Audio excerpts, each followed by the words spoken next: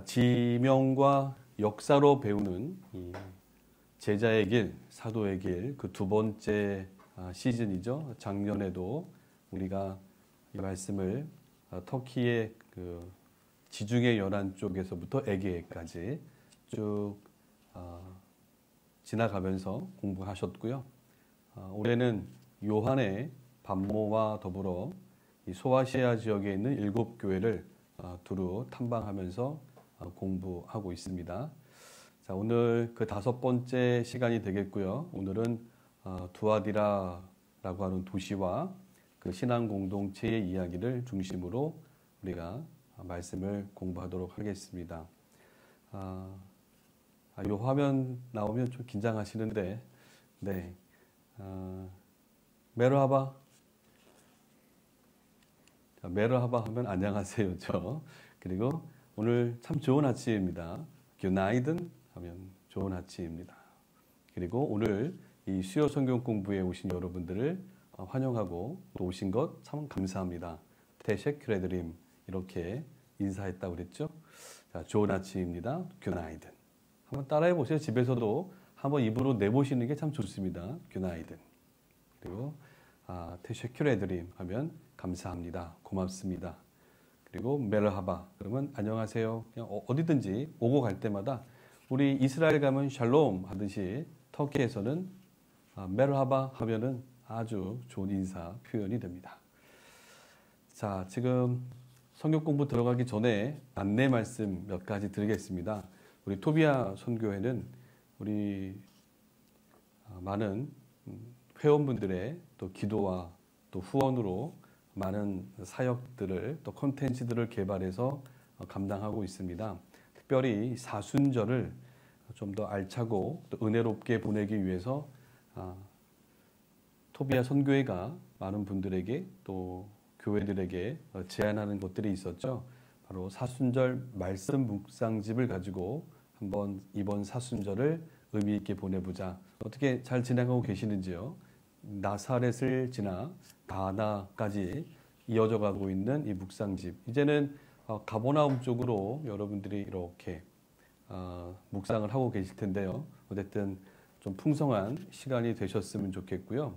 또 아울러서 어린이 교재 예수님이 만난 갈릴리 사람들이라는 제목으로 아이들과 함께 가정에서 또 비대면 시대이기 때문에 교회에서 모임이 쉽지는 않아서 어린이 교육에 좀 관심을 갖자라고 해서 이 사순절을 특별히 고난당하신 예수님, 이 땅에 오신 예수님을 한번 아이들과 함께 묵상하면서 기억하려고 애쓰는 그런 시간들을 제안하고 있습니다.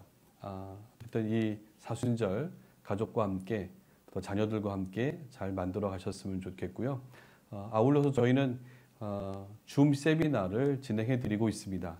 묵상집과 어린이 교재 아울러서 저희가 세미나 시간에 강의했던 교재를 참고해서 어떻게 하면 강단에서 또 메시지로 어떻게 전할 수 있는지 그리고 어떻게 교회에서 활용할 수 있는지 그 안내를 드리고 있는 줌 세미나를 저희는 매주 월요일 오전 10시에 진행하고 있습니다.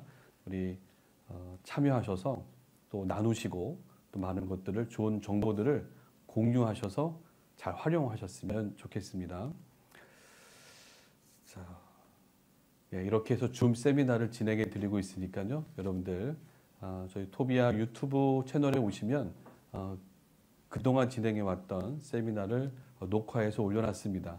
함께 하시면서 유익한 시간 되셨으면 합니다. 한 가지 더 저희가 제안을 합니다. 사순절은 이미 진행이 됐고요. 이제 우리는 고난주간을 향해서 달려갑니다.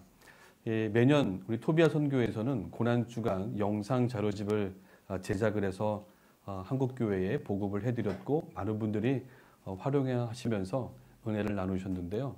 2021년도 올해는 저희가 특별히 가상칠언, 하이든 그리고 기도라는 제목의 도서와 함께 음악회를 준비했습니다. 이미 우리 국내 최정상급의 연주자들이 이 하이든이 교회의 요청을 받아서 그 시기에 이 사순절, 특히 고난주간을 드리기 위한 음악으로 만들어놨던 작곡했던 이 가상칠언이라고 하는 이 곡을 아마 우리나라에서는 아마 이 피아노와 함께하는 이 관현악 연주로는 초연이라고 합니다.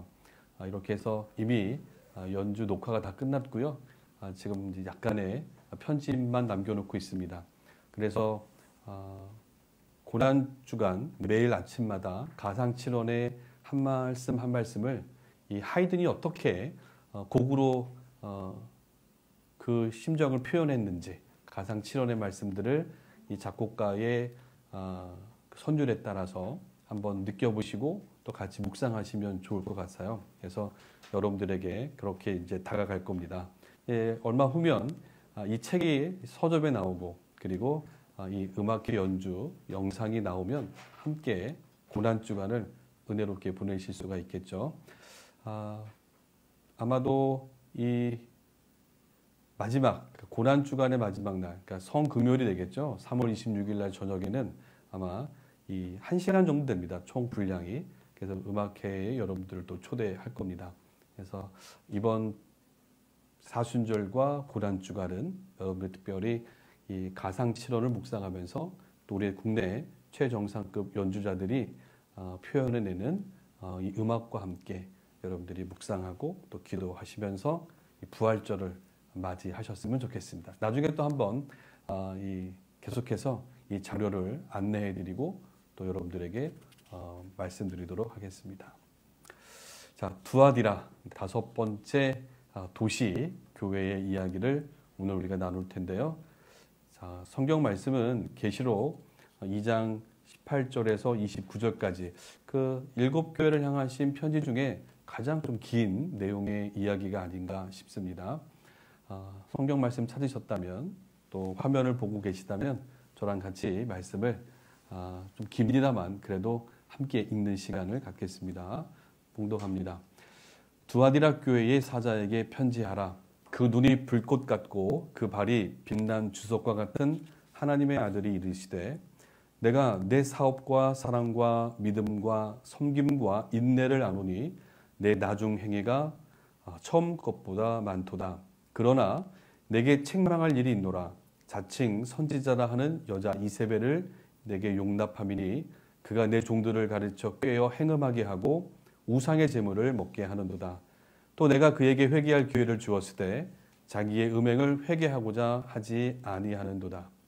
볼지어다 내가 그를 침상에 던질 터이요 또 그와 더불어 간음하는 자들도 만일 그의 행위를 회개하지 아니하면 큰 환난 가운데 던져지고 또 내가 사망으로 그의 자녀를 죽이리니 모든 교회가 나는 사람의 뜻과 마음을 살피는 자인 줄 알리라.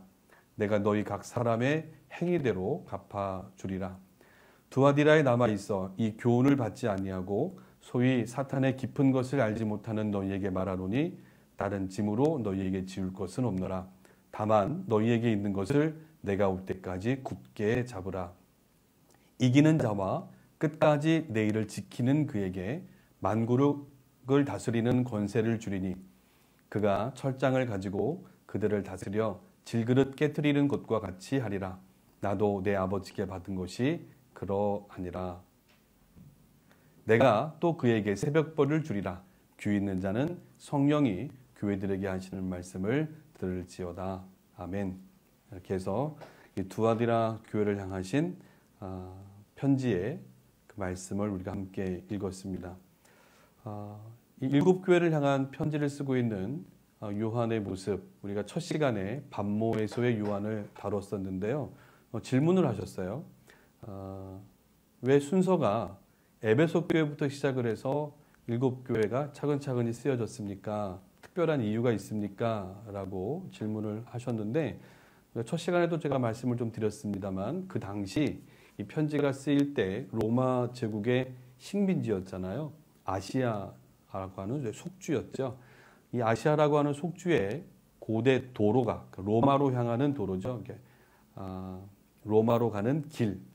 그 길이 이 7교회를 중심으로 해서 굉장히 잘 닦여져 있었습니다. 다시 얘기하면 로마로 가는 길, 잘 닦여져 있는 도로에 이 큰 도시들이 형성돼 있었고 그 도시의 속에 이제 복음이 전해져서 교회 신앙 공동체가 형성이 됐던 거죠. 그러니까 로마의 그 도로망을 타고 복음은 확산됐고 그런 큰 도시들 속에 드디어 복음은 누군가의 헌신과 희생을 통해서 전달됐던 거죠. 그래서 아마 그 당시에 교통편이 이 에베소에서부터 아시아의 수도 역할을 했던 에베소를 중심으로 해서 북쪽으로 그러니까 유럽으로 로마로 가는 길이요 해안길을 따라 또 연결되어 있거든요. 그러다 보니까 서머나 버가모 쪽으로 이동하는 유럽으로 가는 길목, 그 길목을 따라 아마 이 요한도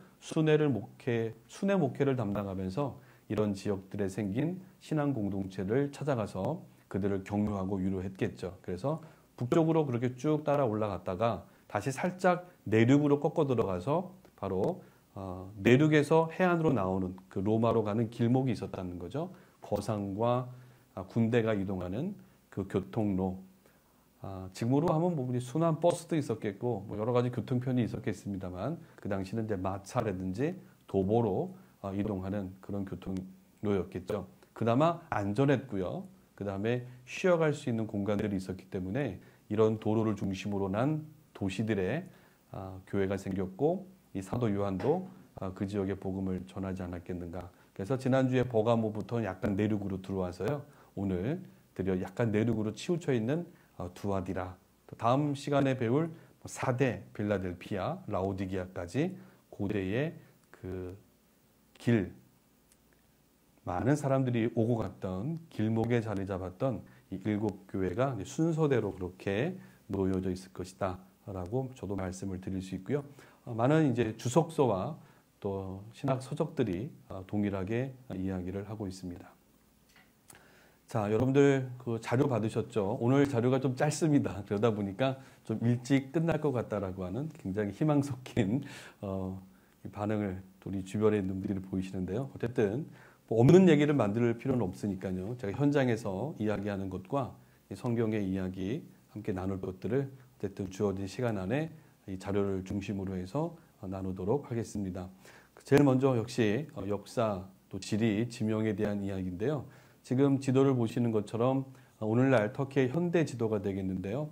이제 뭐 여러 번 보시기 때문에 이제 외우실 거예요.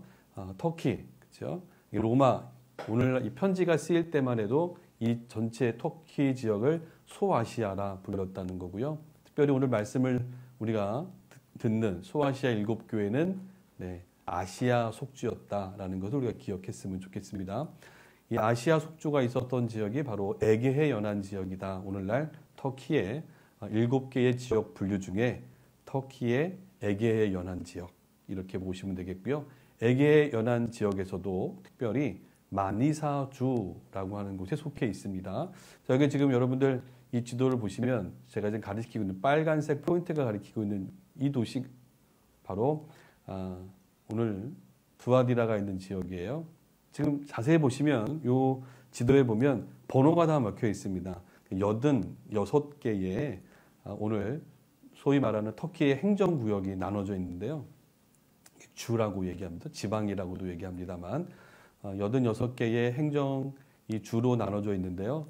특별히 이 번호가 매겨져 있죠. 45번 주. 그래서 여기가 마니사주라고 얘기합니다. 지난번에 우리 버가모라든지 서머나 에베소는 이즈미르 주에 속해 있었다면 여기는 약간 내륙으로 치우쳐 있는 마니사주였다. 조금 이제 행정구역이 좀 달라지겠고요. 제가 이 번호를 좀 보여드린 이유는 여러분 터키 순례를 오시면요. 자동차 번호판이 있어요. 이 번호판 앞에 이 번호가 다 써 있습니다. 달리다 보면 버스든 자가용이든 항상 번호판 앞에 이 45번 버스가 이 번호가 있으면 아하 이거는 마니사주. 우리 왜 우리나라도 이랬잖아요. 서울 넘버, 경기 넘버 이렇게 있듯이 앞번호가 그 지역을 얘기해 준다라고 보시면 되겠죠. 그래서 각 그 지방마다 고유 번호가 있기 때문에 아직도 터키는 이 제도를 쓰고 있답니다. 요거 이제 팁으로 알고 계시면 여행하실 때 또 순례할 때 또 보는 재미가 있습니다. 자, 로마로 향하는 길목에 있었다라고 제가 지리적으로 말씀을 드리는데요. 이 두아디라라고 하는 지역은 티아테이라라고도 불러요. 티아테이라.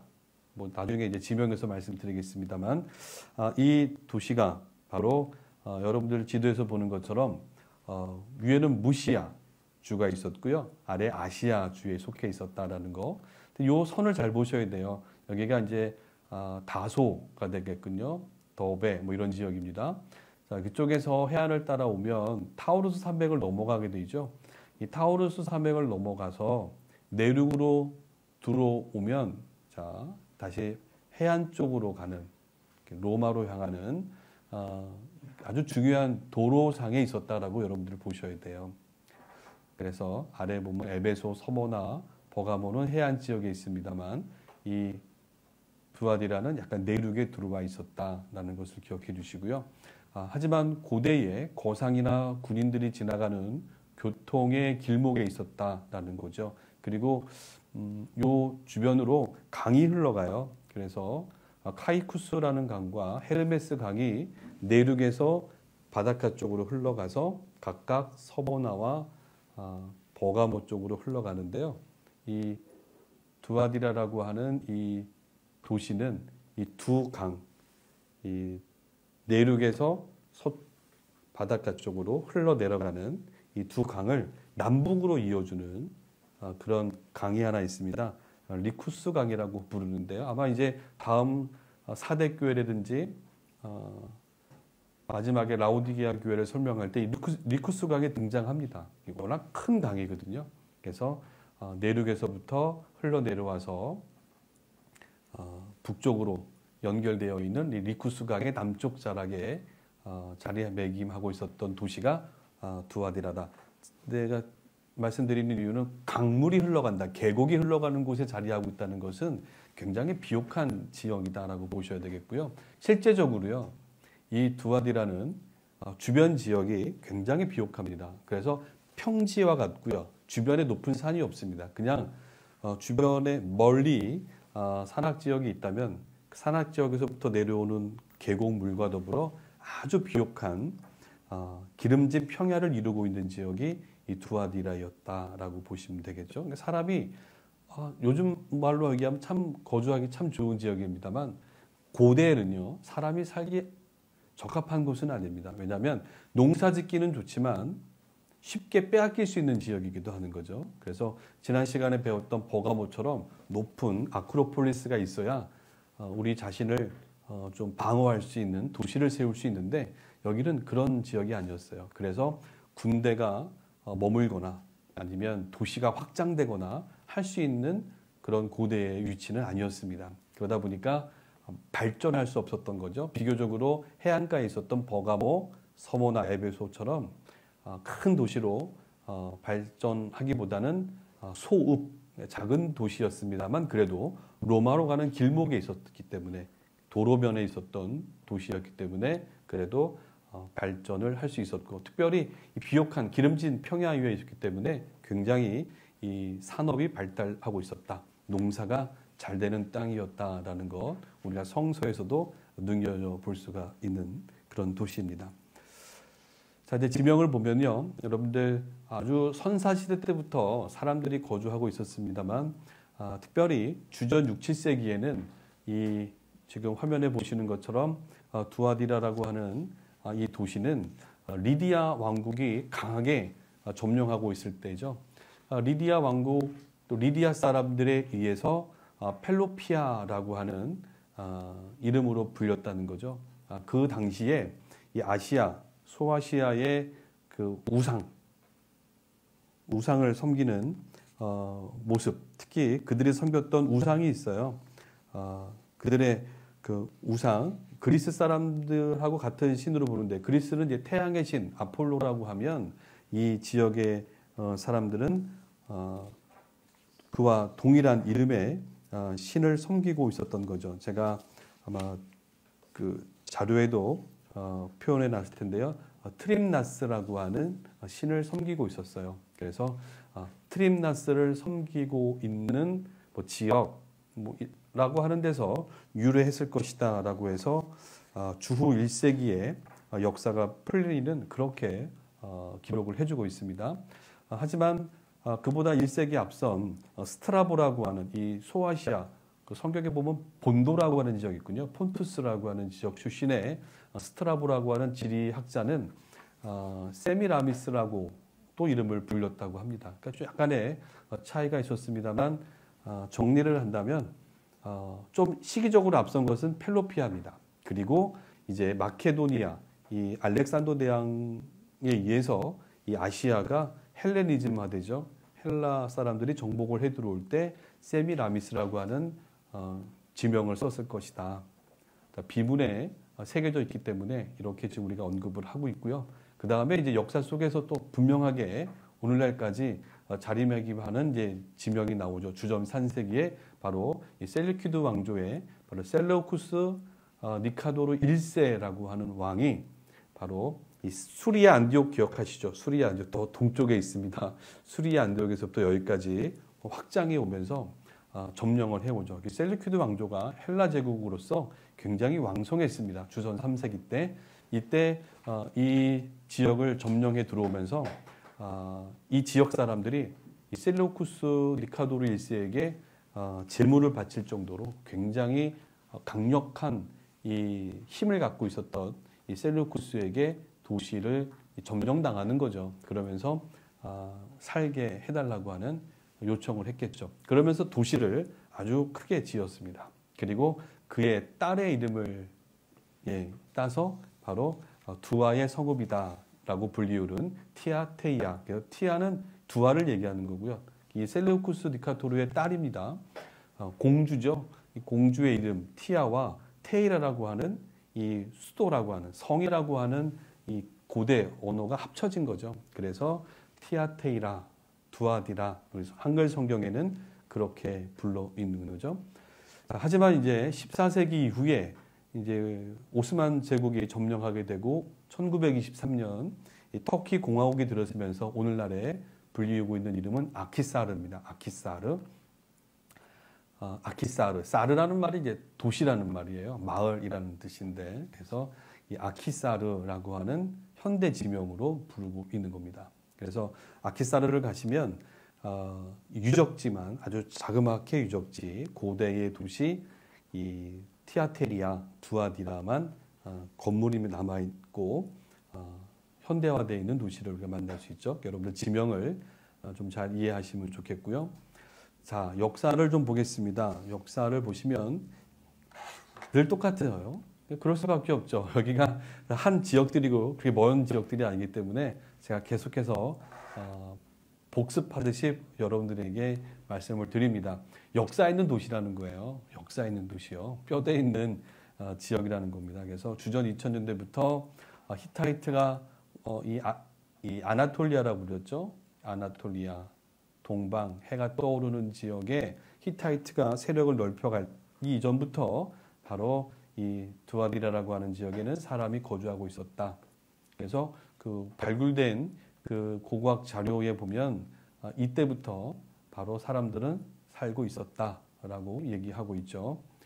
자, 그 이후에 이제 점점 히타이트에 의해서 이 소아시아가 이 아나톨리아가 다 점령이 되죠. 히타이트는 제가 세계 최초로 철을 사용할 정도로 굉장히 강력한 앞선 문화를 갖고 있었던 사람이었다라고 보시면 되겠고요.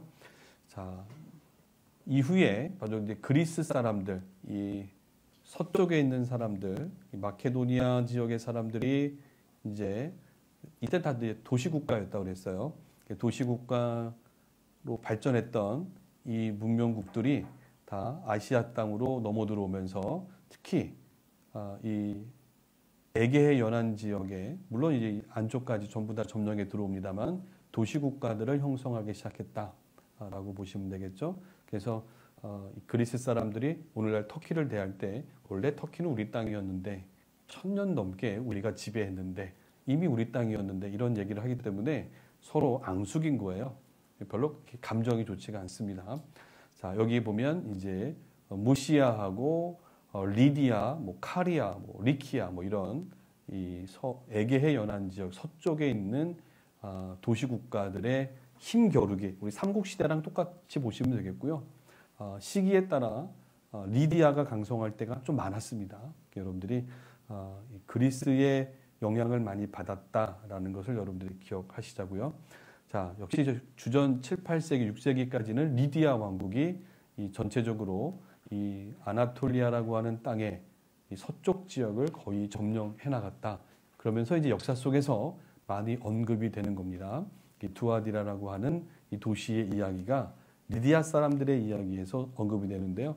우리 성경에 나오는 오늘 본문에 나오는 이제 이 두아디라라고 하는 도시의 사도행전 보면 여기 출신의 여인이 있었다. 바로 이 여인이 빌립보에서 자주색 옷감 그 원재료를 개발해서 만들어서 장사를 했던 사업을 했던 여인 루디아가 나오는 거죠. 그래서 두아디라가 바로 리디아 왕국에 속해 있었다. 리디아 출신의 여인 리디아 댁이 정답인 거죠. 자, 이렇게 리디아 영향을 많이 받고 있었다라는 거고요. 그러니까 고대 이 리디아 왕국 사람들이 섬겼던 신, 태양신 트림나스를 전적으로 섬기며 살아왔던 사람들이었다라고 보시면 되겠습니다. 자, 이후에 이제 페르시아가 점령해 들어오죠. 페르시아가 좀 잔인했어요. 페르시아가 점령해 들어오면서 여기 보십시오. 여기 지금 인더스강 유역이 있는데요. 자, 이 동쪽으로는 인더스강까지 그리고 자세히 보시면 수산국이 있는 곳이잖아요. 수도인데요. 자, 여기서부터 여러분들 성경에 나오는 고레스 왕이 정복자입니다. 침략자고요. 고레스 왕이 여기 지금 파란색을 잘 보셔야 돼요. 이 파란색 도로를 따라서 길을 내가면서 이쪽으로 점령해 들어옵니다. 어디까지요? 그 당시 이 리디아 왕국의 수도였던 사르디스. 성경에는 사대로 나오죠. 다음 시간에 얘기합니다만 사대까지 정복을 하면서 완전히 이 리디아 왕국이 점령하고 있었던 이 아나톨리아, 소아시아를 점령해 버리죠. 완전히 피비린내 나는 이 처참한 이 많은 사람들이 죽어갔던 점령된 그 시기였습니다.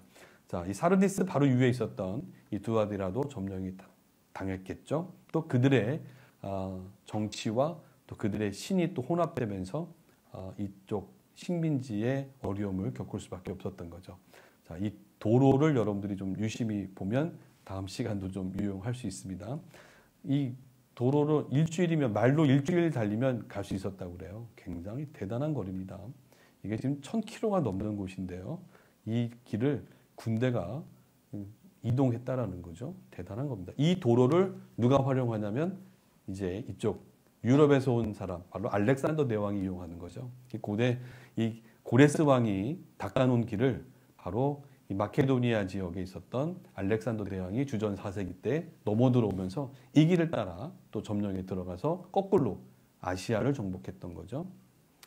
자, 또 마찬가지 로마도 마찬가지입니다. 로마도 이 길을 따라서 도로를 확장하면서 길을 넓혀가고 그들의 문화를 이 아시아 땅에다가 심어놨던 거죠. 가장 큰 영향을 미친 것은 역시 헬라 사람들의 문화였다. 헬레니즘이라고 얘기를 하죠. 유럽의 문화가 헬라의 문화가 그대로 아시아에 연착륙하면서 많은 것들이 융합되고 혼합되는 그런 시기였다라고 보시면 됩니다. 자, 이제 이야기는 바로 이 시대부터입니다. 주전 4세기 알렉산더 대왕이 일찍 단명하면서 그의 부하 장군들이 알렉산더 대왕이 점령했던 지역을 4분 나누어서 통치하게 되는데요.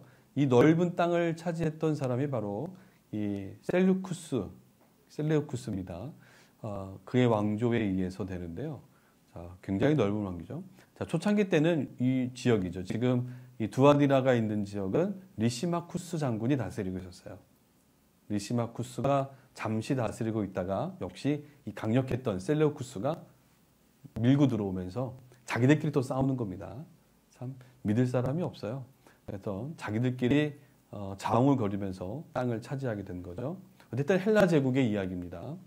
자, 결국 이 붉은색을 보시면 셀레우쿠스, 오늘 성경에 언급되고 있는 두아디라라고 하는 도시를 확장하고 건설하면서 이름을 만들었던 이 셀레우쿠스 니카도르 1세가 드디어 주전 3세기에 이 지금 아나톨리아 서쪽까지, 소아시아 서쪽까지 다 점령해 들어왔던 거죠. 자, 하지만 점령에 들어왔습니다만 이 두아디라가 속해 있는 지역은 버가모라고 하는 도시국가가 다스리고 있었고 이 셀레우쿠스는 조공을 받았던 거죠. 그러니까 고대는요 지금처럼 완전히 정복하고 행정적으로 일치시키는 일은 없었습니다. 바로 점령을 하고 그 다음에 전리품을 가져가고 그 다음에 이제 조공을 받아가고요. 1년에 얼마씩 바쳐라 이렇게 해서 이 버가모라고 하는 왕국에게 이임을 하고 이 셀레우쿠스는 이제 돌아가는 거죠. 그러나 이제 그들의 통치 영역이었다. 여러분들이 그렇게 이해하시면 되겠죠. 자, 요 시기부터 이제 역사 속에 등장을 하는 겁니다. 자, 이제 버가모 왕국이 여기 지금 진한 파랑으로 되어 있는 부분에 주전 188년경에 버가모 왕국이 좀 더 이제 그 사이에 힘을 좀 냅니다. 그래서 지난 시간 이 버가모 큰 도시였잖아요. 버가모라고 하는 도시 왕국이 점점 힘을 내면서 이 빨간색 셀레우쿠스 왕조를 밀어내요. 점점 밀어냅니다. 근데 이 버가모가 무슨 힘이 있었겠어요? 버가모는 그 당시 이 서쪽에 있었던 로마를 의지하게 되죠. 그래서 로마와 동맹을 맺었던 버가모라고 하는 왕국이 이 로마를 등에 업고 힘을 내자 여기에 있던 헬라 제국, 이 셀레우쿠스는 점점 다시 아시아 쪽으로 밀려갔던 거죠. 이런 이제 오래된 전쟁의 이야기가 있었던 거죠. 그러니까 헬라의 문화가 자리매김했던 곳에 그러니까 헬라의 문화가 왔다는 건 헬라 사람들의 언어 또 그다음에 그들의 신, 그들의 뭐 여러 가지 생활 양식들이 이제 뿌리를 내리기 시작했고요. 이게 아시아 사람들이요 훅 빠져들어온 겁니다. 모든 걸 그냥 혼합이 되면서 헬라의 신들 섬기게 되는 거죠. 그들의 신전을 또 제의식에 또 참여하게 되는데 여기에 이어 로마까지 등장하니까 로마의 그 권력, 힘 앞에 또 이 지역 사람들은 그들의 마음 또 충성을 다하는 환경이었다라고 보시면 되겠죠. 자, 이제 드디어 로마가 등장하는 겁니다. 역사를 보시면 133년경에 버가모라고 하는 왕국이 이제 그들이 힘을 잃어요. 그러면서 로마에다가 그들이 다스리고 있는 땅을 헌납을 하죠. 그래서 결국 2세기 주전 2세기 초에 이 두아디라가 포함되어 있었던 버가모라고 하는 왕국이 로마로 편입이 되죠. 그러면서 로마의 땅이 되었다라고 보시면 되겠죠. 자, 이때만 해도 이 소아시아에 있었던 로마가 식민지 삼은 지역의 땅이었습니다. 자, 이제 주후 1, 2세기로 넘어가면 자, 여기서는 이제 우리가 잘 알고 있는 신약 성경이 쓰여지고 예수님이 활동하던 시기예요. 예수님과 제자들 그리고 사도 바울이 활동하는 이 시기에는 이 두아디라가 아시아였다. 아시아 주에 속해 있었다. 그거를 기억을 하셔야 됩니다. 그래서 이 전체는 소아시아지만 이 두아디라 예수님 당시 또 사도 바울이 복음을 전하고 오늘 이 두아디라 교회를 비롯한 7교회가 점점 확장되어 가던 편지를 읽을 그 시기에는 아시아 속주 안에 들어와 있는 자그마한 도시 두아디아였다라는 것을 여러분들이 기억하셔야 됩니다. 자, 이후에 이 지역은 이제 14세기 이후에는 오스만 제국에 의해서 무슬림화 됐다라고 보시면 되겠고요. 기독교, 비잔틴 제국, 기독교 시대죠. 거의 1000년 동안 기독교 제국으로서의 명성은 사라지고 그래서 여러분들 순례를 가시면 모든 유적지가 다 무너져 있잖아요. 기독교를 굉장히 싫어했던 이 무슬림들은요. 응징을 하는 겁니다. 그래서 이 특별히 터키 땅에 있었던 모든 교회들을 파괴하고 또 문화를 복원하지 않은 채 그들은 그들의 도시들을 세워갔던 거죠. 자, 이렇게 해서 이제 오스만 제국에 의해서 완전히 점령당하는 그 역사의 이야기를 우리가 둘러봤습니다. 여러분들 그 자료에도 제가 2페이지 중간 부분에 기재를 했습니다만 이 두아디라의 역사적인 중요성은 여러분들이 군사적인 것, 그 다음에 이것과는 좀 다르다라는 것을 말씀드리고 싶어요. 군사, 행정, 힘으로는 버가모와 에베소였다, 서모나였다면 이 두아디라, 약간 내륙에 처해져 있었던 이 작은 도시는 바로 상업보다는 이 상업의 중심지였다라고 할 수 있겠죠. 군사나 행정적인 도시라기보다는 농사를 져서 거기서 얻어내는 걸로 많은 도시의 발전을 이뤘던 도시가 바로 이 두아디아였다. 그래서 여기서 얻어진 것으로 어디요? 주변의 큰 도시들에게 이제 전달되는 그러한 도시의 기능을 하고 있었답니다. 그 이야기가 바로 이제 두아디라와 연관되어 있는 이야기 때문에 말씀드리는 거죠. 그래서 지형적으로는 훌륭한 요새도 없었고 지리적으로도 넓은 골짜기에 비옥한 평지에 있었기 때문에 군사적인 욕중지로서는 도시가 발전할 수 없었던 거죠. 그래서 이 로마는요, 여기에 많은 유대인들을 강제로 이주시킵니다. 물론 이제 헬라 때부터 그랬어요. 그래서 바벨론이 멸망하고 난 이후에 헬라 제국은요, 바벨론에 있었던 많은 유대인들을 강제로 이주시키죠. 바로 이 소아시아 땅으로 이주시키는데 특별히 두아디라라고 하는 지역에 강제 이주시켜서 여기서 사람들이 거주하게 하고 그들이 필요한 것들을 생산해내는 데에 사람들을 썼던 거죠. 유대인들의 아픈 역사예요.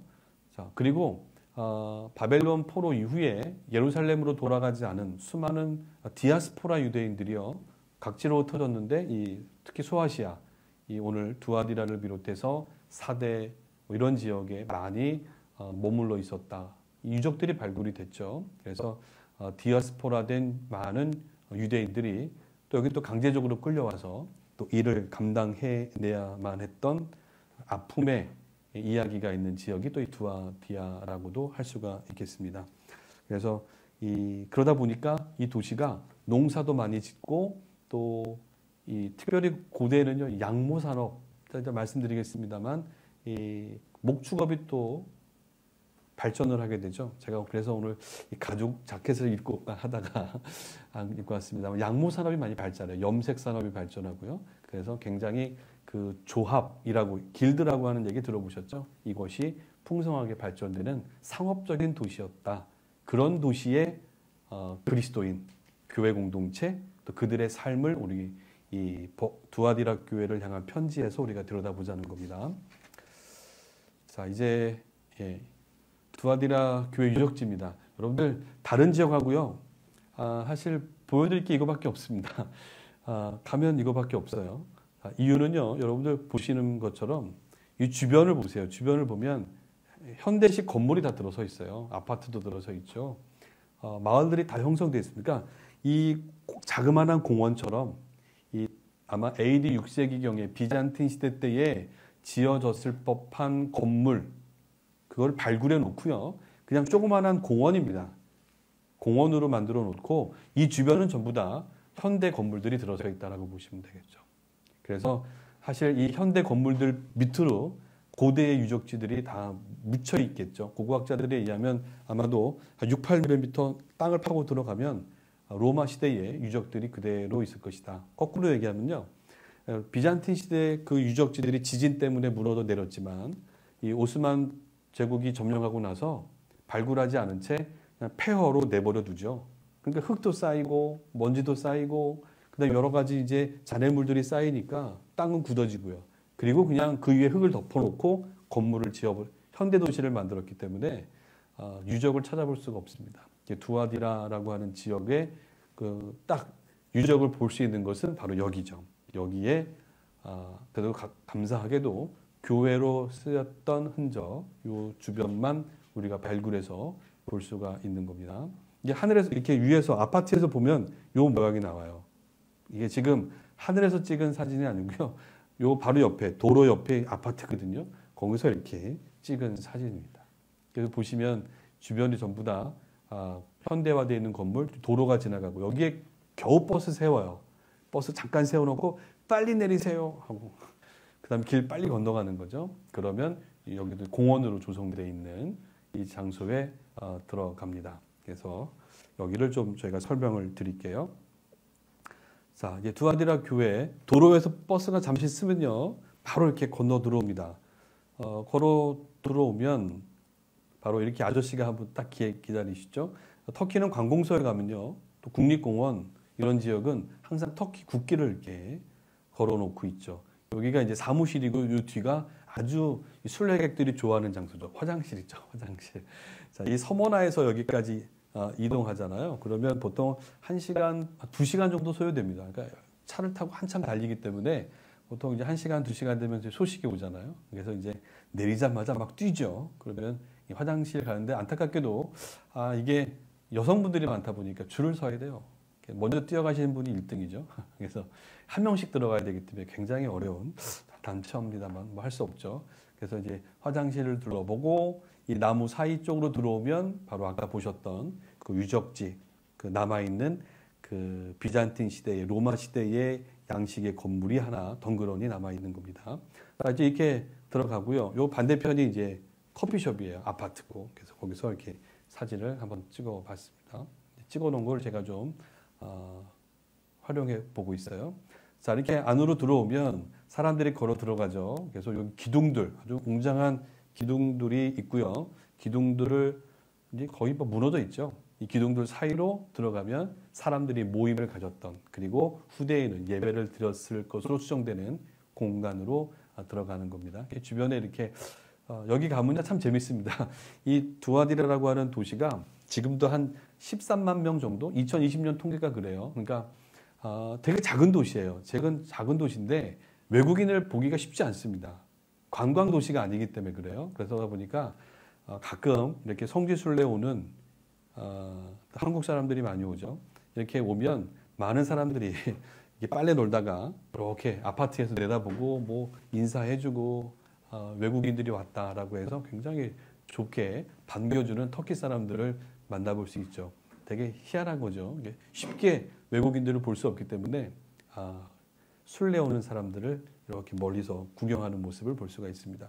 자, 이렇게 들어서면 자, 이렇게 굉장히 길게 형성되어 있는 직사각형 모양으로 해서요. 제가 지금 남쪽 방향에서 북쪽 지역으로 사진을 찍은 건데요. 이 제일 끝쪽에 보면 이렇게 타원형으로 이렇게 되어 있을 거예요. 자, 타원형으로 되어 있는 앱스 뭐라고 얘기하는데 어쨌든 맨 그 끝자락 북쪽과 남쪽에는 이제 그런 구조물을 형성하고 있었는데요. 자, 그쪽에 사람들이 모여 있죠. 네, 모여 있고 이제 설명을 하는 순례자들이 이제 설명을 하는 거죠. 이렇게 직사각형 모양의 굉장히 가느다란데요. 요 폭이 한 10m 정도 됩니다. 11m가 되겠고요. 좌우에 폭이 10m 정도. 그리고 저 안쪽 지금 제가 포인트를 가리키고 있는 그러니까 약간 타원형식으로 튀어나와 있고 위에 천정이 있었을 법한 장소에서 제가 지금 사진을 찍었던 곳까지가 한 50여 m가 살짝 안 됩니다. 약간 직사각형의 긴 내부 홀을 여러분들이 지금 보고 있는 거죠. 아마도 이곳에서 예배 드렸을 것이다 라고 이제 추정을 하는 옛 그 두아디라 교회 터가 되겠고요. 여기 이런 직사각형 모양의 건물을 우리는 바실리카다. 제가 지금 자세하게 자료에는 기재를 해놨습니다. 그래서 이 바실리카 로마 초기에 로마 사람들이 건물을 짓고 사람들이 모일 때 주로 재판을 하거나 또 회중 모임을 하거나 또 여기 모여서 함께 이야기를 나누고 하는 장소가 바로 바실리카였어요. 직사각형 모양의 아무것도 없어요. 그냥 내부에는 아무것도 없고 사람들이 모여서 이야기를 듣고 나눌 수 있는 장소. 특징적인 것은 이제 양쪽 끝자락이죠. 양쪽 끝자락이 타원형 건물로 되어 있어서 그쪽에서는 주로 재판을 하고 판결을 내리고 그 다음에 사람들하고 서로 논의하는 그런 장소가 양쪽에 있었던 거죠. 그 중에 한 부분이 여기 지금 제가 포인트로 가리키고 있는 거죠. 그리고 그 건물 외부에는요, 아고라라고 하죠. 상점들이 있었고, 포럼, 사람들이 모일 수 있는 공간이 형성되어 있었고, 심지어는 뭐 도서관, 또 신전, 뭐 이런 사람들이 많이 모여서 서로 이야기 나누고 쉴 수 있는 공간들이요, 만들어져 있었다는 거죠. 복합적인 공간, 건물이 이 로마의 초기의 건물들인데, 이 건물도 그러합니다. 그래서 그 건물의 이야기 여러분들 계속해서 한번 설명을 드릴게요. 그래서 제가 교회 터지만 로마 시대 때에 이 바실리카라고 하는 직사각형 모양의 또 사람들이 많이 모여서 이야기를 나누고 또 모임을 가졌던 복합적인 구조물, 요즘 얘기하면 멀티 공간이라고 할 수 있겠죠. 그런 공간이 이 건물이었다라고 보시면 됩니다. 자, 자, 이제 반대 방향이에요. 제가 사진 찍고 탁 뒤를 돌아서 반대로 찍었습니다만 보시면 이렇게 아파트가 바로 이 두아디라 옛 교회 터를 삥 둘러싸고 있는 거죠. 그래서 여기 지금 차가 지나갑니다만 버스를 잠깐 세워놓고 여기도 밀리면 좀 멀리서 관공서 앞에다 차를 대고 걸어와야 되죠. 여기 좀 교통이 좀 불편합니다. 도심 안에 있는 유적지다라고 보시고 혹시 다녀오신 분들은 기억나실 거예요. 여기서 말씀을 나눴던 그런 기억들을 가지실 겁니다. 굉장히 직사각형 모양의 그리고 양쪽에 기둥들이 웅장하게 있었던 모습을 우리가 기억해 보는 거죠. 자, 이게 안에서나 바깥에서나 보면 다 무너져 있는 모습만 보실 텐데요. 여러분들 이걸 잘 보셔야 돼요. 여기 지금 기둥이 있죠. 여기 기둥이 있습니다. 그러니까 지금 내부에서 바깥으로 나왔어요. 내부에서 바깥으로 나오면 이렇게 칸칸이 한 기둥들이 만들어져 있었던 거죠. 자, 이 공간들이 무엇일까라고 해서 학자들마다 이야기를 하고 또 고고학 발굴 1960년대부터 2012년대까지 이 발굴이 되었고 지금도 한참 발굴 중에 있는데요. 학자들에 의하면 공통적인 의견이 초기 바실리카라고 하는 건물의 특징상 안에 내부에서는 회의와 모임을 하고 바깥에서는 상점들이 있었을 것이고 도서관 같은 신전 같은 것들이 있어서 사람들이 굉장히 많이 몰려들었던 공간들이 아니었겠느냐라고 보는 거죠. 자, 이쯤 되면 이제 우리가 이게 교회야? 라고 이제 질문을 할 수도 있는 거예요. 자, 이제 그 건물 바깥입니다. 이렇게 좀 나무들이 쭉 있고요. 여러분들 요 좀 길을 잘 보세요. 제가 지금 가리키고 있는 요 앞에 제 포인트로 손으로 가리키고 있죠. 이 길이요 되게 중요합니다. 지금 발굴 중에 있는데요. 저 길 바닥에 바로 로마로 향하는 길이 발견됐어요. 그래서 지금 발굴 작업 한참 진행하고 있습니다. 지금 요 길을 파 내려가는데요. 바로 대리석으로 돌로 만들어 놓은 그 로마로 가는 길이 발굴이 됐어요. 그래서 그 도로변, 그래서 우리가 이 두아디라라고 하는 곳이 이 내륙에서 거상들이나 군대가 지나가는 도로상에 있었다 말씀드렸잖아요. 그 당시에 도로가 발굴이 됐다라는 거죠. 그리고 이 도로 바로 옆에 아주 큰 빌딩이 이렇게 자리매김하고 있었다.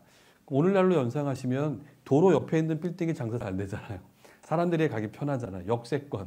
그러니까 사람들이 모이기 편한 장소에 도로가 지나가고 마차가 지나갔겠죠. 그리고 그 옆에 아주 큰 빌딩, 이 바실리카 양식의 웅장한 건물들이 질비하고 있었다.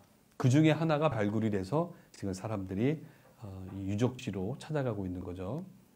나중에 가시면 이 건물만 보지 마시고 이 길도 꼭 보셔요. 길 보시면 아주 중요한 역사의 이야기를 여러분들이 또 이 두아디라 교회와 연관지어서 살펴볼 수가 있답니다. 자, 이게 지금 발굴하고 있는 고대 로마로 향하는 도로 발굴 작업입니다. 그래서 도로가 있었다면 도로 주변에 대려석 기둥들이 멋있게 자림하고 있었겠고요. 그 주변에 큰 건물들이 있었겠습니다만 여기 보시는 것처럼 땅을 계속 파고 들어가야 돼요. 파고 들어가야만 고대 유적지들을 볼 수가 있고 여기 지금 포인트를 가리킵니다만 위쪽에 지금 발굴을 하고 있고 위에 현재 도로가 있는 거죠. 그래서 아마도 이 아키사르라고 하는 오늘날 이 도시를 계속 파고 들어가면 아마 옛 로마의 시대의 유적들이 눈에 보일 수 있지 않겠는가 생각이 듭니다. 유적지가 하나이기 때문에 제가 이것만 여러분들이 가서 볼 수가 있어요. 또 어디 가 볼 데가 있습니까? 없습니다. 그래서 여기만 여러분들이 보시는 거죠. 자, 이 위에서 보시면 이렇게 직사각형 모양이다라는 걸 보세요. 직사각형 모양으로 길게 돼 있고 한쪽 부분이 지금 이게 이제 동서남북방향의 북쪽입니다. 북쪽 타원형으로 되어 있다고 말씀드렸죠. 그러면 남쪽도 아마 어딘가에 있었을 거예요. 근데 지금 도로가 나 있기 때문에 아무래도 잘린 것 같아요. 그래서 굉장히 긴 직사각형 모양 그리고 이 기둥과 더불어 이 기둥들이 아주 질비하게 서 있었을 것이고요. 이 남쪽까지 이어져 있었을 텐데 이제 지진과 또 무관심 속에 폐허가 되면서 현대 도시 도로가 그냥 딱 놓이면서 옛 흔적은 사라져 버린 거죠. 겉에는 이렇게 좀 반 잘려 있는 모습을 여러분들이 좀 보시는 겁니다. 근데 참 재밌는 거는 이 옆에 이렇게 상점과 같은 도서관과 같은 공간들이 형성되어 있었다라는 거예요. 자, 그러면 여러분들 우리가 7교회를 순례하시잖아요. 그러면 에베소, 서머나, 또 버가모, 뭐 라오디게아 다 갑니다. 그러면 전부 다 그 당시 비잔틴 시대, 그러니까 이 사도 요한이 편지를 쓰고 편지를 받았을 1세기 때는요, 이런 건물들이 없었어요. 그 건물들이 아닙니다. 그리고 나서 한 최소 4세기, 400년, 500년이 지나고 나서 비잔틴 시대, 기독교 시대가 되면서 그 자리에 기념하여 웅장하게 예배당이 세워진 거죠. 자, 예배당을 세워야 되는데 그 당시 예배당 세울 때는 여기가 이제 강대상 쪽이라고 보거든요. 대부분. 근데 그렇게 예배당을 지었다라고 보는데 이 건물은 예배당으로 지은 거 아닙니다. 예배당으로 지은 게 아니라 이 로마 사람들이 사용했던 바실리카 양식 자체가 회중들이 모이기에 아주 적합했어요. 그래서 그 당시 교회는 방주 모양 또 이렇게 직사각형 모양의 이 모양을 본떠서 예배당을 후대에 짓기 시작한 거죠. 그러니까 AD 5세기, 6세기 때 건물을 지을 때 예배당으로 지었다고 하면요. 조건이 좀 있습니다. 그러니까 보통 예배당을 지으면요. 이 강대상 방향이요. 동쪽에 창문을 두게 돼 있어요. 동쪽이라고 하면 하나님이 계신 자리라고 하는 의미를 갖기 때문에 여기 앉아 있는 사람이 동쪽 창문을 통해서 하나님으로부터 말씀을 받는 거죠. 그래서 동쪽으로 창을 내게 되어 있는데 이건 동서남북 방향의 북쪽이에요. 그러다 보니까 분명히 6세기, 7세기 때 지었으면 예배당으로 지었다면 여기가 이 동쪽이 돼야 되는데 북쪽 방향이다. 그냥 교회가 아니었을 것이다. 물론 예외도 있긴 있습니다만. 자, 그 다음에 이 6, 7세기 때 예배당은요, 대부분 예배당 안에 교회가 하는 일, 주로 세례를 베풀잖아요. 세례터, 침례터가 있어야 돼요. 그리고 함께 예배 드릴 때 그들이 말씀을 나누고도 중요하지만 또 집례하는 중에 어떻게 하죠? 돌아가신 분들 이제 장례를 치르는 공간들도 만들었어요. 자, 이런 시설들이요 예배당에 다 들어옵니다. 근데 여기는 그게 없어요. 발굴되지 않고 있다라는 거죠. 건물의 양식 자체가 오히려 긴 바실리카 양식인 건 맞습니다만 좌우측으로 상점을 또 도서관이나 또 이런 샵이 들어올 만한 공간들로 만들어졌다면 이것은 아마 주후 5, 6세기 때 다시 한번 이 비잔틴 로마 사람들의 바실리카 양식 직사각형 모양으로 지은 상가 건물이 아니었겠느냐라고 오늘날 말로 하면 그런 겁니다. 이렇게 지어졌을 확률이 크다라고 보면 좋겠고요.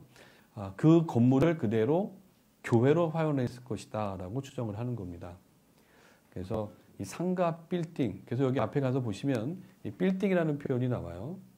저기 보시면 이 건물에 대한 아주 독특한 직사각형 모양의 아주 길고도 짧은 그러한 건물인데 하면서 쭉 설명을 해놓고 있거든요. 이거를 좀 번역을 해서 제가 강의 안에 좀 담아놨습니다만 이 건물에 대해서 설명할 때 다른 7개 교회는 가면요. 바실리카 처치 그러니까 왜냐하면 그런 형식으로 지어졌다는 거예요. 근데 여기는 그렇게 지은 게 아니라 이미 이렇게 사용하고 있었던 건물을 예배당으로 활용했을 것이다 라는 이야기를 하는 겁니다. 그래서 그걸 좀 혼돈하지 않으셨으면 좋겠고요. 그래서 상가, 신전, 또 재판하는 장소 뭐 이런 지역으로 이 도시의 성향을 나타내는 것이다 라고 보시면 좋겠어요. 군수산업, 산업이 왕성했던 도시였기 때문에 이런 도로변에 이런 큰 건물들이 있었고 예수님 믿는 시대가 됐을 때 이 건물을 예배당으로 활용했던 그 모습을 우리가 보는 거죠. 그러니까 여러분들 예배당을 지을 수도 있는 거고요. 있는 건물에 들어가서 예배 드려도 무방한 겁니다. 그렇죠? 그래서 저 다 우리 개척하면 삼각교회지 않습니까? 저희도 뭐 3층에 이 옥탑에서 예배 드리고 있는데 다 이런 형태였다라고 보시면 되겠죠. 자, 이런 형태입니다. 그래서 남쪽 북쪽으로 타원형이 있는 곳이요. 바로 여기서 재판을 하거나 법정 같은 재판하는 장소로 쓰이기도 하고 이게 예배당으로 활용되면서는 설교하는 강단으로 사용되기도 하고 이렇게 해서 조금씩 바뀌어갔다 보시면 되겠고요. 초창기 모습이에요. 그래서 여기 보시면 문이 있어요. 양쪽으로 문이. 아까 우리 드와디라 교회 건물도 양쪽에 다 뚫려 있거든요. 이 뚫려 있다는 것은 뭐냐면 옆으로 나가는 문이 있었어요. 그만큼 사람들이 오고 가는 이 공간이었기 때문에 여기 라이브러리, 그러니까 도서관도 있었고요.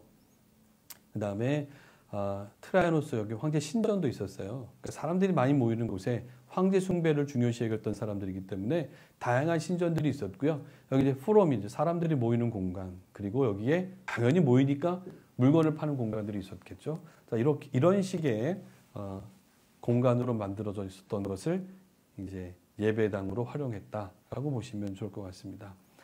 자, 이게 이제 313년에 세계 최초로 이 바실리카 직사각형 모양으로 예배당을 만든 로마에 있죠. 로마 라테나노 성당이라고 하는데 사실은 라테나노는 요한기념 교회 뭐 이렇게도 불립니다. 어쨌든 이렇게 직사각형 모양의 길게 해서 이제는 예배당 형식으로 지었대요. 그리고 옆에는 사람이 오가는 문을 닫고요. 이 앞쪽에만 입구를 두는 겁니다. 왜냐하면 예배를 드려야 되니까 사람들이 계속 오고 갈 수는 없잖아요. 그래서 입구를 하나로만 이제 만들어 놓고 옆에 벽은 두르고 안에 예배당과 이제 또 대기실 또 세례받지 않은 사람들이 기다리는 곳 이렇게 해서 주로 기둥들로 구분해 놓은 장소들을 우리가 볼 수가 있는 거예요. 자, 이런 이제 바실리카 양식을 제가 설명드리기 때문에 이제 순례를 가시면 또 유럽을 가면 이런 단어를 많이 보시거든요. 그러니까 여러분들이 혼돈하지 않으셨으면 좋겠습니다. 이런 식으로 예배당이 만들어졌겠죠. 그러니까 이렇게 만들어진 건물에 그들은 예배를 드렸던 거고, 이거는 이제 예배당으로 아예 지은 건물이었기 때문에 화려할 수밖에 없었던 거죠. 자, 비교를 한번 해볼까요? 여기 지금 두아디라 교회입니다. 여기는 에베소의 요한기념교회입니다. 그러니까 자세히 보시면 6세기, 같은 6세기 때의 건물이라고 하는데요. 여기는 말씀드린 것처럼 상가 형식의 상점이 있는 아고라 형식의 건물이에요. 좌우로. 하지만 보시는 것처럼 요한기념, 아예 예배당으로 지은다면요. 십자가 형태입니다. 여기 보세요. 강대상이 있는 쪽 있죠. 그리고 양쪽에 좌우로 날개가 있어요. 그리고 길게 직사각형 모양의 예배실이 형성이 되는 거죠. 이렇게 짓고 이쪽이 지금 나르텍스라고 하는 뜰도 있고요. 여기 입구가 있고 이런 식으로 해서 세례터도 발견이 되고 또 장례로 치를 수 있는 공간, 또 재정 담당하는 또 성찬을 하는 공간, 그리고 온 교우들이 함께 식사할 수 있는 공간. 이게 다 비잔틴 시대는 이렇게 예배당이 만들어지거든요.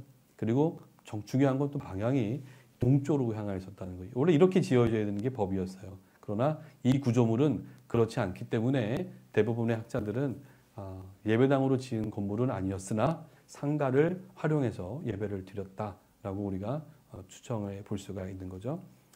자, 여러분들 그 자료 보시면 이제 두아디라라고 하는 지역이 또 무엇으로 유명했냐면 바로 이 길드입니다. 수공업 하는 사람들이 많았던 거죠. 그래서 이 주변에 이 에베소라든가 특히 버가모, 큰 버가모를 지켜주는 파수꾼의 성읍이다라고 얘기도 했어요. 그러니까 적이 쳐들어오면요, 먼저 이 두아디라를 치고 공격을 하고 그 다음에 버가모로 들어오거나 아니면 이 서머나로 들어오는 거죠. 그러니까 이 버가모 입장에서는 이렇게 지켜보고 있다가 적이 얼마나 되는지, 얼마큼의 규모인지 한번 전쟁을 치렀기 때문에 수적 우위를 가지고 버가모에서는 이 계획을 세워서 전략적으로 대응을 할 수 있었던 거죠. 그러니까 어떻게 보면 이 두아디라라고 하는 도시는요, 물론 군대가 파견돼 있었습니다만 파수꾼 역할, 전초기지 역할을 하는 도시였기 때문에 아마 여기에 사람들은 굉장히 피해를 많이 입었을 거고요. 오늘날로 얘기하면 전방에 있는 정말 이렇게 총알바지하는 듯한 그러한 도시가 이 두아디라였다라고 볼 수가 있겠죠. 근데 땅이 워낙 비옥하다 보니까 농산물이 많이 얻어졌고 목축업이 융성하게 발전하면서 그들은 많은 것들을 펼쳐갔던 거죠. 특별히 이 지역에서 여러분들 자료에 보시면 뭐 직공 기술 가진 사람들부터 해서 뭐 이 양모 있잖아요. 양모, 면직류 굉장히 많이 활발하게 만들어졌고요. 그 다음에 염색하는 일, 또 가죽 가공 뿐만 아니라 뭐 무두장이, 도공, 제빵사, 노예 상인, 청동, 구리 대장장이 뭐 굉장히 많은 부류의 이런 업종들이 생겨나기 시작했고요. 그러면서 이제 역사학자들은 최초로 여기서 길드, 뭐 조합, 또 무역 길드, 뭐 개, 조합 이렇게도 얘기합니다. 이런 단체들이 발생하게 되고 여기가 최초의 자리였다라고 얘기합니다. 두아디라. 그래서 굉장히 산업적으로 번성해서 만들어서 큰 도시에 납품하는 생산 공장이었다라고 보시면 되겠죠. 소비하는 데가 아니라 만들어내고 생산하는 도시였다. 그래서 주변의 큰 도시에 필요한 물자들을 공급하는 그런 도시, 이런 곳이 바로 두아디라의 모습이었고요. 이걸 또 왕성하게 해주는 그들의 신을 섬기면서 그들은 이 조합에 가입을 하고 가입돼서 활동해야만이 먹고 살 수 있었던 그런 도시가 두아디라였다라는 거죠. 자, 이렇게 지금 수공업하는 남자들도요, 다 이렇게 뜨개질하면서 각자의 역할을 하는 겁니다. 만들어내는 것. 군수 산업이 발달했으니까 당연히 군인들, 투구, 갑옷 이런 것들 다 여기서 만들어내는 거죠. 자, 그 중에서 유명한 게 뭡니까? 우리 관련된 인물이 역시 루디아인데요. 자주색 옷감 염료 얘기가 할 수밖에 없잖아요. 이 두아디라 가시면 사실 자주색 그 당시 가장 비싼 원료가 바로 자주색이었어요. 퍼플색. 이 퍼플색은 어디서 가장 좋은 원료를 나오냐면 소라와 고동이라고 합니다. 소라와 고동에서 아주 조금 한두 방울 나오는 걸 가지고 이 자주 색깔을 낼 수가 있다고 그래요. 이게 가장 귀하게 팔렸던 것 중에 하나죠. 그래서 이거는 주로 황제나 황족들이나 이 자주 색깔을 입고 다녔다고 해요. 굉장히 귀족들 중에서도 상위 사람들이 쓸 정도로 값어치가 있었던 것이 바로 이 바다에서 소라나 고동인데요.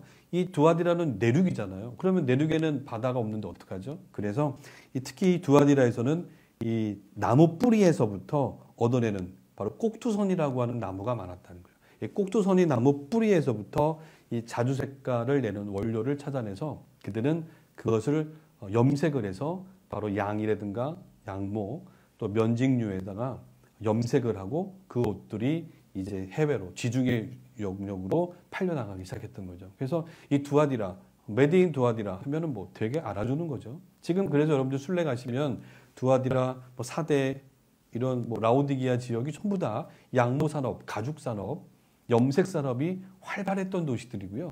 굉장히 부했던 도시들 중에 하나입니다. 이렇게 생산 활동이 많았던 지역에 특별히 이 꼭두선이라고 하는 이런 나무 뿌리에서 채취해낸 염료를 가지고 사업을 했고, 그렇다고 보면 이 누디아는요 아마 이 두아디라에서 이런 원료를 채취해서 사업을 하다가 너무 잘 됐죠. 이 글로벌한 사업가죠. 그래서 이는 어디까지 갑니까? 바로 그 당시 로마로 향하는 도로를 따라서 버가모, 그렇죠? 버가모에 내려가서 거기서 그 주변에서 이제 배를 타고 어디로 갑니까? 이제 유럽으로 간 거죠. 유럽에 갔는데 빌립보였다는 거죠. 빌립보에서 이 무역을 하고 있었던 거죠. 이 빌립보, 데살로니가 이런 굉장히 그 로마의 식민지 중에 굉장히 큰 도시들이었거든요. 그래서 거기서 국제적인 사업을 하고 있었던 리디아 출신의 여인, 바로 이 이름 루디아잖아요. 자주색 옷감 염료를 했기 때문에 굉장히 부했던 여인이 아니었나. 그리고 사도행전에 보면 이 여인이 결국 사도 바울을 만나면서 예수를 영접하게 되고 후원자가 되고 그들의 조력자가 되었다라는 얘기를 우리가 나눌 수 있는 거죠. 자, 이 자주색 연료, 이 퍼플색, 저도 한번 도전해보고 싶은데 이게 잘 쉽지 않아요. 퍼플색이요.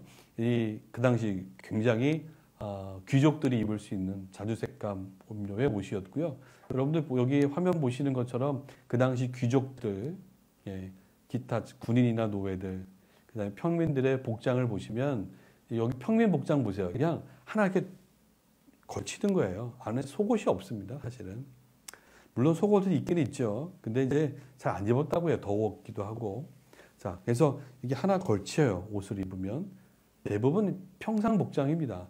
그러나 이제 귀족들은 여기다가 하얀색 토가라는 걸 걸치죠. 6m짜리 토가를 걸쳐서 내가 신분적으로 귀족이다라는 것을 하얀색, 이 면직류, 이게 굉장히 또 비싼 옷이었죠. 이런 것들을 걸치고 다녔던 거죠. 근데 여기다 염색을 해야 되잖아요. 여인들은 또 색깔에 또 민감하죠. 군인들. 그래서 염색 산업이 발달했던 도시, 이 두아디라에서 이런 것들이 펼쳐졌기 때문에 수많은 사람들이 여기 보시면 노예들부터 해서요. 그 당시 사람들의 이 다양한 컬러풀한 옷들을 볼 수가 있는 거죠. 다 이렇게 염색이 산업이 활발해졌다. 이런 군수산업, 투구 같은 거 보세요. 주석으로 만들어내는 겁니다. 오늘 여기 본문에 나오기 때문에 제가 말씀드려요. 반짝반짝 빛나는 이 주석으로요. 이런 투구하고 갑옷을 만들어내요. 그래서 두아디라는 군수산업으로도 굉장히 중요한 도시였던 거죠. 얼마나 반짝반짝 빛났으면 이보다 더 반짝반짝 빛나시는 그 예수님의 모습을 요한은 표현해내고 있지 않습니까? 자, 이런 것들을 우리가 생각해 보자는. 그래서 요한의 7교회 향한 편지는요, 그 당시 사람들의 삶의 현장의 모습을 그대로 반영해주고 있습니다. 그래야 읽으면서 쉽게 이해를 하죠. 어떤 영적인 심오한 뜻을 담고 있습니다만 그 사람들이 쉽게 이해할 수 있는 그 시대의 역사, 문화, 그들이 일상생활에서 마주하고 있는 모습들을 소재로 해서 요한은 편지를 써나가고 있다라고 보시면 되겠습니다. 자, 이 자주색 옷감 장사를 하는 사도행전 16장에 언급되고 있는 이 루디아라고 하는 여성에 의해서 아마도 이 두아디라에도 복음이 전해지지 않았겠는가라고 보고 있어요. 교회 전승은 역시 루디아가 빌립보에서 예수를 만나고 잠시 또 고향으로 돌아오지 않습니까? 돌아왔을 때 내가 만난 그 예수, 증언할 수밖에 없었겠죠. 그래서 그가 만난 예수를 그와 함께하는, 이 굉장히 또 리더십이 있었고 영향력이 있는 신분이었다고 봐요. 그래서 이 루디아와 함께하고 있는 사람들에게 예수를 전하고요. 그 예수를 믿고 함께 예배를 드려갔을, 이게 바로 초기에 첫 두아디라 신앙 공동체가 아니었겠는가 이렇게 보고요. 그녀의 집에서 예배도 드리지 않았겠습니까? 그래서 이렇게 해서 정확하게 누구에 의해서 복음이 전해졌다라고 기록은 할 수 없지만 대부분 이 루디아를 언급을 하고 있는 것이죠. 그래서 이 루디아는 이 유럽에서 복음을 전하는 사도 바울에게 큰 힘과 또 도움이 됐던 동역자가 되면서도 그의 고향에서 신앙 공동체가 형성되는 1세기 때 복음이 전해지는데 큰 역할을 했던 그런 여인이 바로 이 루디아다라고 말씀드리면 좋겠고요. 1870년대에 발굴됐던 그 고고학자들에 의한 비문이나 관련된 책을 보면 이 두아디라에서 이 발생하는 자주색 옷감이 굉장히 유명했고 또 여기 출신의 사람들을 언급을 하고 있거든요. 그만큼 그 지중해 연안권에서 로마가 식민지로 사용하고 있는 도시들 가운데 굉장히 이 자주색 옷감으로 또 이 염색 산업과 산업으로 굉장히 활발하게 알려졌던, 특출나게 이름이 알려졌던 도시가 이 두아디라가 아니었나라고 우리가 추정해 볼 수 있는 겁니다. 근데 안타깝게도 이 교회를 향해서 이야기되고 있는 부분은 이세벨을 용납했다라는 데 있어요. 이세벨을 용납했는데요. 바로 이 열왕기상 하에 있는 이야기죠. 이세벨 이야기 특별히 말씀 안 드려도 아시겠습니다만 이스라엘 백성, 특히 아합 왕의 아내가 되잖아요. 두로와 시돈 왕의 공주로 시집을 왔는데요. 바로 이 아합 임금이 하나님을 섬기고 하나님의 의지해야 될 왕이 바로 두로와 시돈, 그 당시 해양 세력을 의지하기 위해서 전략적인 결혼을 택하죠. 이 의도부터가 잘못됐는데 결국 이세벨의 아내를 얻으면서 두로와 시돈 신을 가져오잖아요. 이게 바알 신이지 않습니까? 이 바알 신을 들어오게 되고 바알의 영향권 안에 들어오면서 북이스라엘은 결국 하나님의 심판의 대상이 되는 거죠. 하나님을 의지해야 될 왕이 우상을 섬기게 되는, 거기에 중심 역할은 이세벨이었고 이세벨을 통해서 이 이스라엘은 선지자들을 욕보이고 선지자들의 말을 귀담아 듣지 않고 주신 말씀을 에서 벗어나게 되는 그러한 일들이 이세벨이라고 하는 그 상징적인 의미가 있는 거죠. 이러한 역할을 했던 구약시대 때에 하나님의 백성들이 하나님을 섬기는 것이 아니라 우상을 의지하고 다른 세상의 것을 신뢰하고 거기에 마음을 두고 행할 수 있도록, 그리고 교회와 선지자들 말씀을 핍박했던 대표적인 인물이 이세벨인데 이런 이세벨과 같은 여선지자, 자칭 여선지자를 용납했다라고 얘기하고 있는 거예요. 그러니까 신약 시대에도 구약의 이세벨과 같은 여인이 이 두아디라라는 교회에 있었다라는 겁니다. 이 여인을 용납한 게 지금 책망으로 다가오는 거죠. 그래서 이 이세벨과 같은 이러한 여인. 근데 특별히 이게 어떻게 스며들었냐면 이 아까 계속해서 제가 언급하고 있는 이 길드, 무역 조합을 통해서 침투했다라는 겁니다. 이 영향을 어떻게 미쳤냐면 이 길드라고 하는 조합들은 결국 함께 섞여야 돼요. 함께 하지 않으면 나홀로 일할 수 없는 조직들입니다. 그들이 섬기는 조합이 있고요. 이 조합에 가입하기 위해서는 룰이 있고요. 그 룰 중에는 중요한 것은 신전에 가서 이 산업을 잘 부흥케 해주는 신을 섬겨야 되고요. 제사를 드렸으면 제사 음식을 먹어야 되고요. 그 사제들과 승려들과 또 여사제들과 음란한 성행위를 해야 되고요. 이게 신에게 최선을 다하는 행위였으니까요. 그리고 나서 사업을 해야 되는 게 마땅한 이치였어요.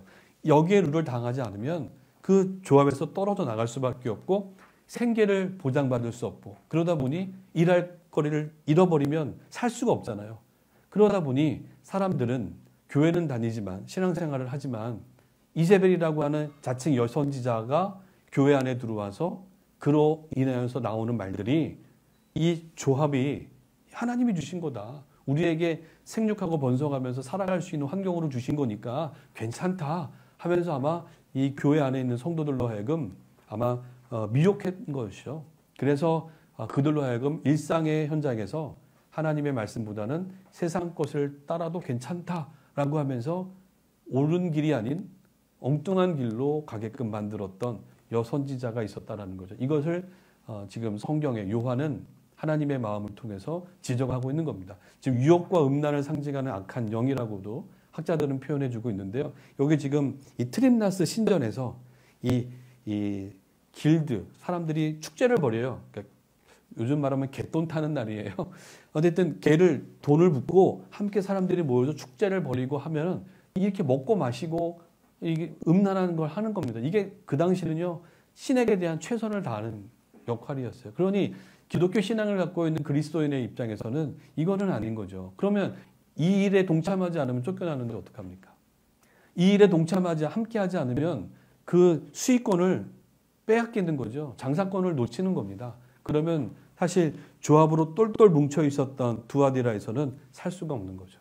그러면 결국 생계가 위협을 받으니 뭐 죽어야 되는 거죠. 제 표현이 너무 거칠었나요? 그만큼 절대적인 것이 두아디아였다라는 것을 여러분들이 기억하시면 좋겠고요. 고대 문헌에 의하면 여기 좀 보시는 거 태양신을 섬겼던 고대의 트림나스 신을 상징하는 겁니다.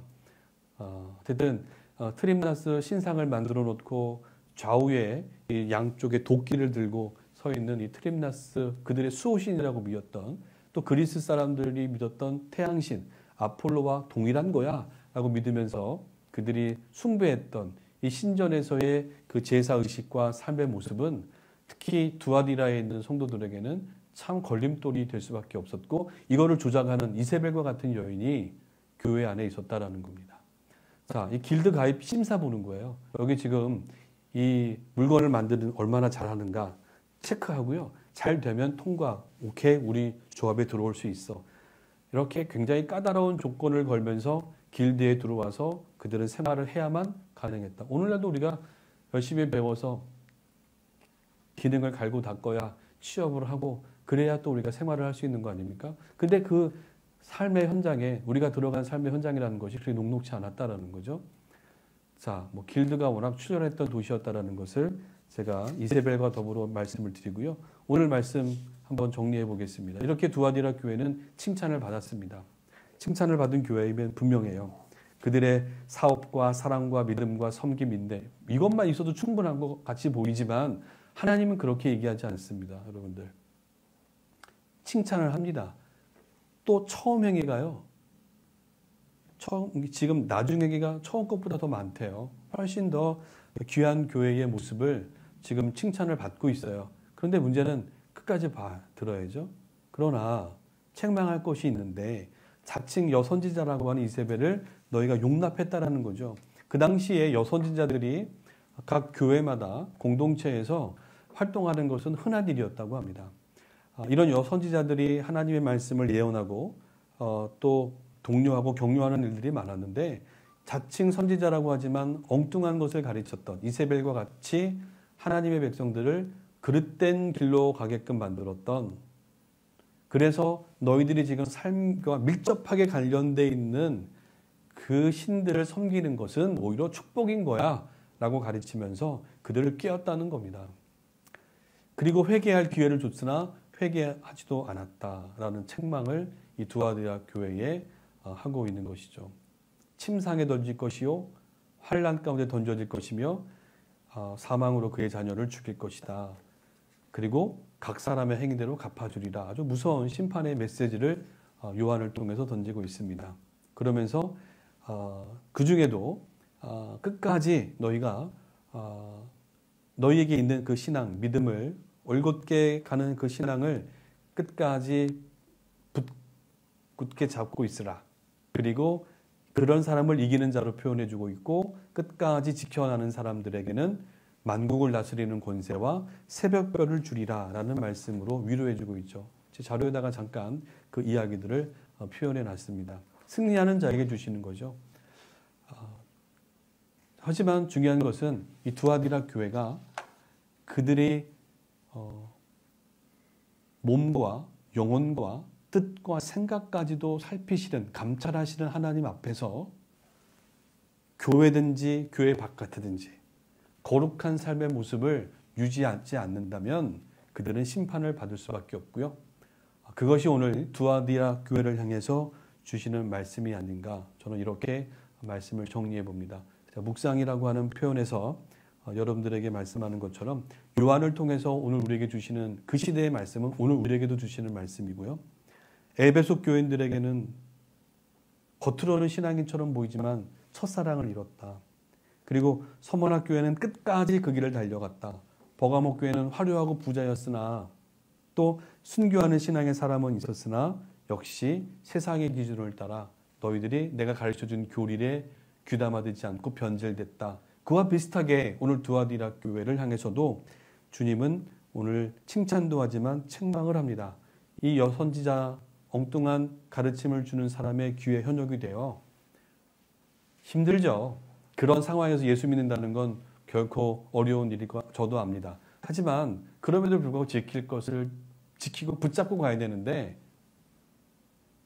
저 말을 들으니까 참 좋거든요. 귀에 쏙쏙 들어오거든요. 아, 저런 방편도 있네. 괜찮겠네 하면서 이 이세벨이라고 하는 구약시대의 여선지자처럼 그들을 유혹해서 세상과 타협하게 하고 교회 바깥에서 지내는 삶의 현장에서 끊임없이 하나님의 자녀로 살아가야 될 신앙인들에게 세상 것에 마음을 두게 하고 세상의 가치를 따라서 살아가도 괜찮아 라고 하면서 유혹했던 그 행위를 쫓았던 것을 책망하고 있는 모습을 우리가 보는 거죠. 여러분들, 저는 이 말씀 준비하면서 제게 이런 얘기를 좀 해봤습니다. 어떤 말씀을 메시지를 드릴 건가에 막 고민을 하다가 이번에는 이렇게 한번 생각이 들더라고요. 김덕진, 너는 지금까지 에베소부터 서모나 버가목 교회, 이 두아디라 교회까지 쭉 이 순례하면서 또 성경 공부를 하면서 어떤 말씀이다 라고 전하려고만 했지 너는 정말 그 말씀 앞에 책망받을 일 없니? 라고 느껴지더라고요. 이런 책망 가운데 내 마음속에 찔리는 것은 없더냐 라고 저는 좀 들리더라고요. 여러분들과 이런 얘기를 한번 나눠보고 싶습니다. 여러분들은 어떠십니까? 이 가공할 만한 여인 이세벨을 용납하는 것이 무슨 의미인가? 우리는 잘 알고 있죠. 이 21세기를 살아가는 한국 교회의 아픈 현실을 우리는 보고 있습니다. 교회가요, 세상의 기준과 가치를 따라 살면 또 거룩함의 구별됨을 잃어버리면 그건 교회가 아니죠. 교회의 본질을 잃어버리죠. 교회의 본질이 뭡니까? 하나님의 말씀과 기도죠. 세상이 어떻게 살아가든 하나님의 말씀을 붙들고 또 하나님의 말씀을 헤아리면서 하나님이 원하시는 건 뭔지 헤아리면서 가라겠다고 하는, 기도하며 살아가는 우리들에게는 되게 중요한 겁니다, 이게. 근데 이것을 놓쳐버리고 교회가 또 신앙인들이 세상 사람들이 하는 것처럼 그렇게 운영하고 그렇게 살아가고 그렇게 왁자지껄하면서 사업을 이뤄간들, 그거는 교회가 아닌 것이죠. 하나님 보실 때는 그런 것을 책망하고 질타하시는 것이 아닌가 그렇게 보는 겁니다. 그런 교회는요, 사교적인 집단과 클럽과 같은 것입니다.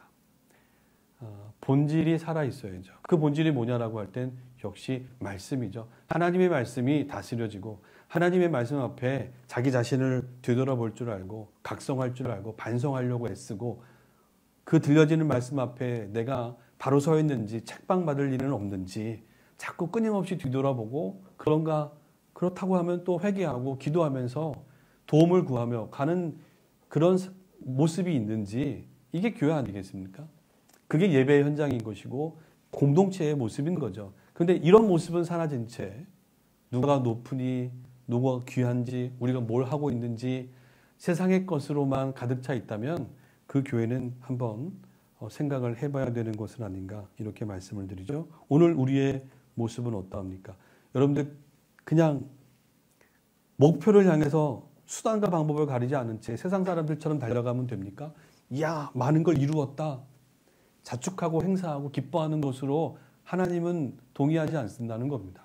세상 사람들이 얘기하는 방법으로 그런 수단과 방법 가리지 않고 그런 일을 만들어가는 과정에서 사람은 다치고 아파하고 심지어 마음은 상처받고 죽어가는데 그런 거는 개의치 않고 그냥 겉으로 보이는 거 하나 만들어내기 위해서 달려가는 교회라면 지금 멈춰야 되겠죠.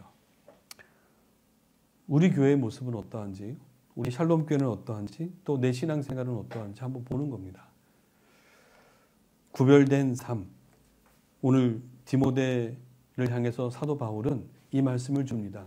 바로 말씀과 기도로 우리는 거룩하여지는 것이지 이세벨이 얘기하는 것처럼 세상 사람들이 주는 것으로 그런 가치로 우리가 살아간다고 해서 우리가 거룩해지거나 구별되는 것이 아니다라는 겁니다.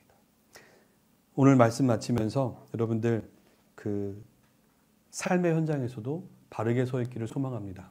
그래서 저는 현장에 가면요 이 말씀으로 마무리합니다. 제가 늘 기억하는 분이 한 분 계세요. 저희 교회 신앙생활 하셨던 분인데 저를 찾아오셨어요. 목사님, 제가 간증할 게 있습니다. 뭔데요? 제가 얼마 전에 이 직장을 취업하기 위해서 면접을 봤습니다. 근데 면접에 최종 면접까지 갔거든요. 근데 3명이 앉았습니다. 그런데 아주 높으신 분들이 면접을 봤겠죠. 근데 물어보더라고요.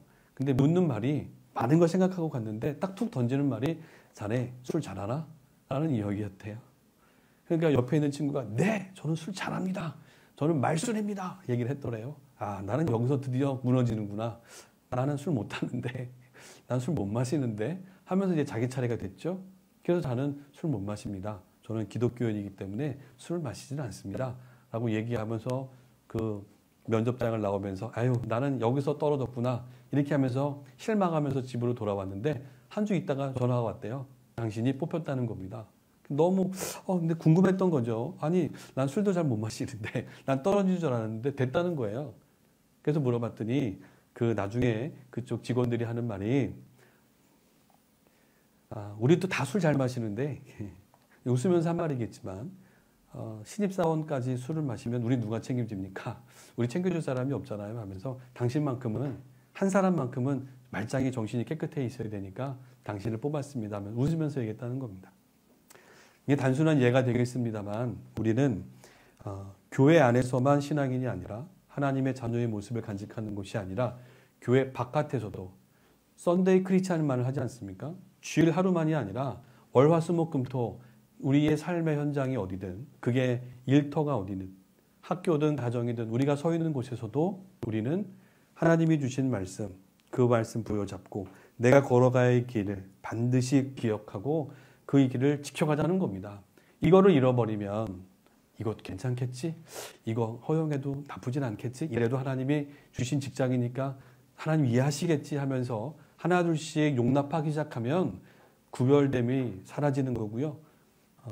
거룩함이 사라지는 그러한 모습으로 오늘 두아디라 교회에게 주신 책망을 받는 성도가 되는 것은 아닌가 이렇게 말씀을 정리해 봅니다. 저는 이 몰래카메라 앞에서 여러분들 제가 운전 막 합니다만 저기 신호등 앞에서만 멈추죠. 네. 다른 데 가면 신호등이 없는 줄 알고 막 달리죠. 여러분들 이 몰래카메라 CCTV 앞에서만 잘하지 마시고요. 없는 데서도 잘해야 됩니다. 우리 기독교 신앙인들. 투명하게, 성실하게, 그리고 솔직하게 살아가면 세상에서는 바보 소리 듣겠지만 그래도 우리는 갈 길 가야죠. 그게 오늘 우리에게 주는 말씀이 아닌가 생각하고요. 왜냐하면 우리의 마음과 우리의 생각을 관찰하시는 하나님이시기 때문에 그렇습니다. 우리의 양심을 속이지 마시고요. 지금도 이 자리에 하나님이 나와 함께 하시고 나를 보신다면 나나 우리 가정이나 우리 교회는 하나님 앞에서 한결같이 변함없이 그 말씀을 지켜가는 구별된 교회로 서 있기를 소망하고요. 그런 교회인지 한번 스스로에게 물어보시고 여러분들 다시 한번 하나님이 주신 사명을 향해서 달려갈 수 있었으면 좋겠습니다. 그래서 늘 한결같이 그게 교회든 일터든 어디에서든 바로 이런 모습을 유지하는 것이 바로 오늘 두아디라 교회를 향한 편지를 통해 주님이 주시는 말씀이 아닌가 그렇게 생각을 합니다. 오늘 말씀 여기까지 나누고요. 우리 다음 시간에는 우리 사대 교회와 함께 하겠습니다. 기도하겠습니다. 우리가 어디 있든지 하나님의 자녀, 주님의 제자임을 잊지 않게 하시고 주님이 주신 그 귀한 말씀 붙잡고 그 말씀 헤아리면서 세상 사람들이 주는 가치에 휘둘리지 않고 있는 곳에서 주의 말씀만 붙들고 그 길을 묵묵히 걸어가는 신앙인들 되게 하옵소서. 예수님의 이름으로 기도하옵나이다. 아멘.